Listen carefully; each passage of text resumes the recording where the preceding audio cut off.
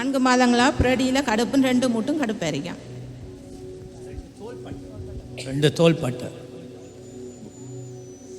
இயேசுவின் நாமத்திலே புரடியிலே இருக்கிற வழி இப்பொழுது நீங்கட்டும். I command you to leave now. மகளை விடுவிக்கிறேன் இயேசுவின் நாமத்திலே. ஜீசஸ். பாருங்க, தோள்பட்டில் கையை உயர்த்தி பாருங்க, நோவுதாண்டு.